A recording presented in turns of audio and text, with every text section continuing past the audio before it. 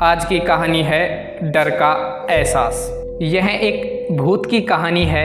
साल 2004 की बात है, जिसमें उमेश नाम के एक टीचर को एक बार डर का एहसास हुआ। एक गांव के छोटे से स्कूल में वो पढ़ाते थे।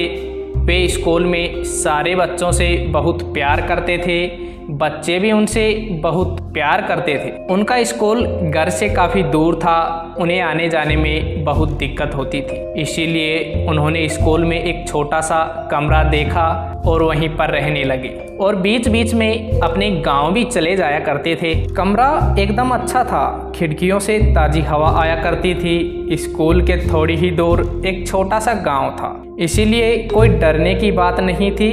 ऐसे ही कुछ दिन बीत गए। एक दिन टीचर रात में सो रहे थे, तभी उन्हें एक ऐसा डर का एहसास हुआ जिसे वो जिंदगी भर भुला नहीं सके। तभी उन्हें खिड़की से कुछ अजीब सुनाई देने लगा। उन्होंने दरवाज़ा खोलकर देखा तो बाहर कोई नहीं था।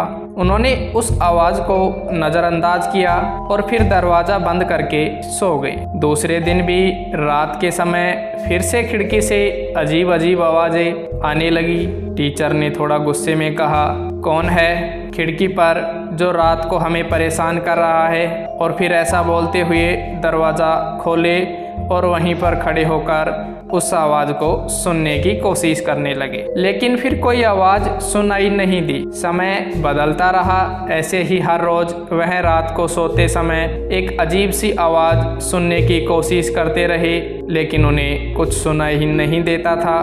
कई महीनों बाद उन्हें पता चला कि कमरे में कई सारी घटनाएं घट चुकी थी। एक दिन शाम को टीचर उदास होकर बैठ गए थे, तभी गांव का एक आदमी आकर पूछता है, क्या हुआ मास्टर जी, आप इतने उदास क्यों हैं? तभी टीचर ने उस आदमी को रात में होने वाली सारी घटनाएं बताई। तब उस आदमी ने टीचर को बताया, बहुत साल पहले इस कमरे में बहुत सारी घटनाएं हो चुकी हैं और इस कमरे में एक स्वामी नाम का आदमी अपने परिवार के साथ रहता था। किसी कारणवश उसके परिवार वाले ही उसकी हत्या कर देते हैं और एक कमरे को छोड़कर भाग जाते हैं। तब से लेकर आज तक कमरे में कोई भी नहीं आया, क्योंकि यहाँ पर भूत का वास रहता है।